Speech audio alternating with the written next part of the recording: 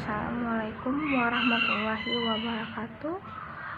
Perkenalkan, nama saya Agustina Mutia. Akan sedikit menjelaskan tentang perekonomian Indonesia. Yang pertama, penggunaan kualitas jasa terhadap penggunaan jasa kredit BPR. Dari data kuesioner didapat karakteristik nasabah BPPR KS berjenis kelamin pria sebanyak 69,1%. Responden yang berjenis kelamin wanita hanya ada 34 atau 30,9%. Usia kurang dari 25 tahun 15,55%. Usia 25-35 tahun 41,8%.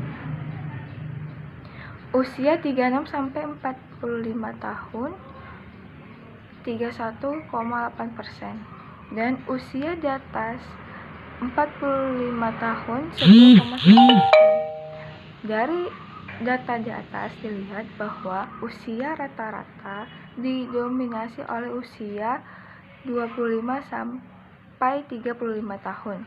Sedangkan untuk profil pendidikan SD 7,3%, SMP 16,4%, SMA 47,3%.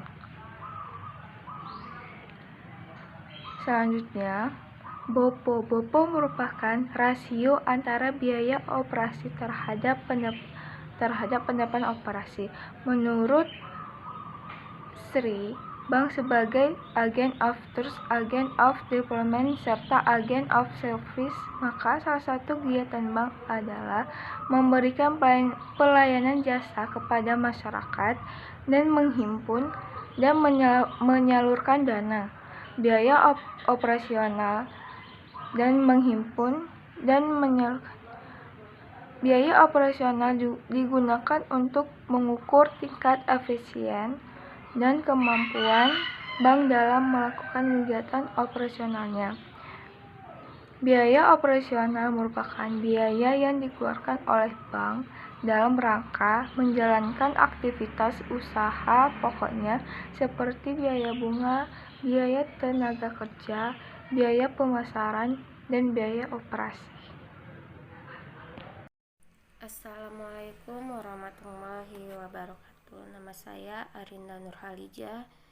Saya akan melanjutkan presentasi Agustina Mutia yang pengaruh jumlah tanggungan keluarga terhadap pengguna jasa kredit BPR atau BPK.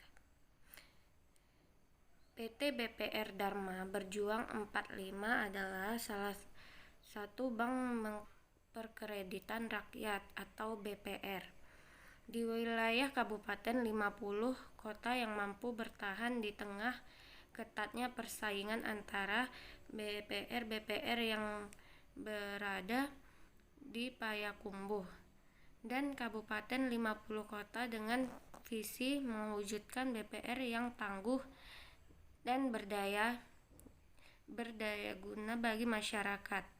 PT BPR Dharma Berjuang 45 hadir sebagai lembaga mikro yang menghimpun dana dari masyarakat dan memberikan pinjaman modal kerja maupun kebutuhan konsumtif bagi masyarakat.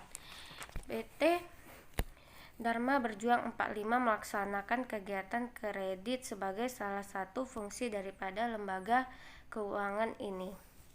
Dan adapun Capital Adequacy Ratio atau CAR menurut Dendawijaya 2001, CAR adalah rasio yang memperlihatkan seberapa jauh seluruh aktivitas bank yang